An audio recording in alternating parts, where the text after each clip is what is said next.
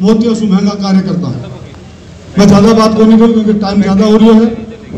मैं इतना से निवेदन करना चाहूँ कि बार एक आप नारा लगा रहे था, कोई चोर साहूकारों की भीड़ में छिपना चाहता है उसको छिपने मत देना,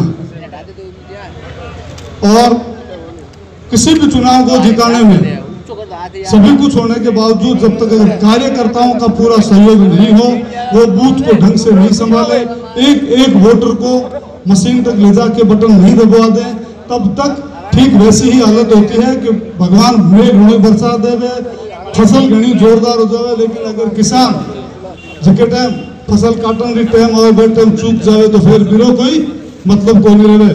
तो इसलिए जब 6 मई को हमारा चुनाव हो उस दिन हमें इतना सजग रहना है कि हमारा जो ध्यान है पूरा का पूरा, जिसकी ड्यूटी बूथ पे है वो अपने बूथ पे ध्यान दे, जिसकी ड्यूटी विधानसभा क्षेत्र पर विधानसभा क्षेत्र पे ध्यान दे, किसी की ब्लॉक स्तर पर है तो जिसका जितना कर्तव्य है उस कर्तव्य का पूरा पालन करें और सभी को प्रेम से ला करके वहां तक वोट दिलवाएंगे, तभी कहीं जाकर के जो आप चाहते हैं माननीय राहुल गांधी जी को देश का प्रधानमंत्री बनाना, वो सपना तभी साकार होगा जब हम ये जिम्मेदारी उठाने के लिए तैयार हैं।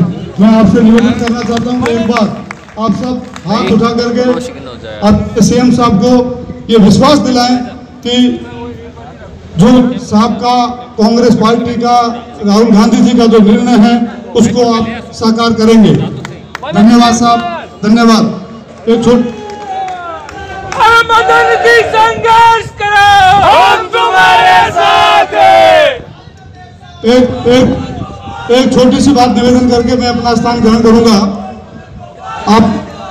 आपने सुना होगा कि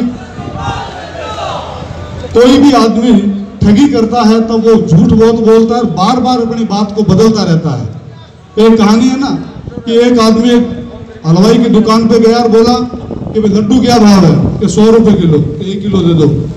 तो वो लड्डू तोलने लगा, इतने कहता जलेबी क्या भाव है, तो उसने कहा ये भी 100 रुपए किलो। तो लड्डू रहने दो, जलेबी तोल दो।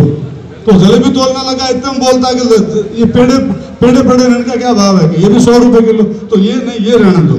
तो वो कहता है यार, फिर लास्ट में एक मिठाई ले लेता है और जब पैसे मांगता है तो क्या कहता है कि भाई मैंने तो ये तो इसके बदले में, ये मैंने पेड़े तो इसके बदले में लिए थे। तो वो कहता है इसके पैसे दे दे, तो ये तो मैंने जलेबी के बदले में लिए थे। तो क्या जलेबी के पैसे दे दे, कि मैंने जलेबी तो लड्डू के बदले में लिए थे, तो लड्डू के दे दे। तो लड्डू दूं किस बात के, मैं तो लिए ही नहीं।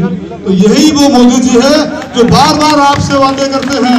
उस समय उन्होंने काला धन लाने की, 2 करोड़ रोजगार देने की, महिलाओं की सुरक्षाओं की कितनी बातें करी थी, एक भी नहीं करी। और जब अब याद दिलाते हैं तो तीसरी बात कर देते हैं। तो भाई ऐसे लोगों से सावधान रहिएगा, वो बार बार अपना गोल बदलेंगे, झूठ बोलेंगे, लालच दिखाएंगे।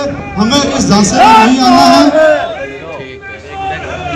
और ऐसे नेता को देश का प्रधानमंत्री बनाना है जो कहते हैं वो करते हैं, उनकी कथनी और करनी में कोई अंतर नहीं है।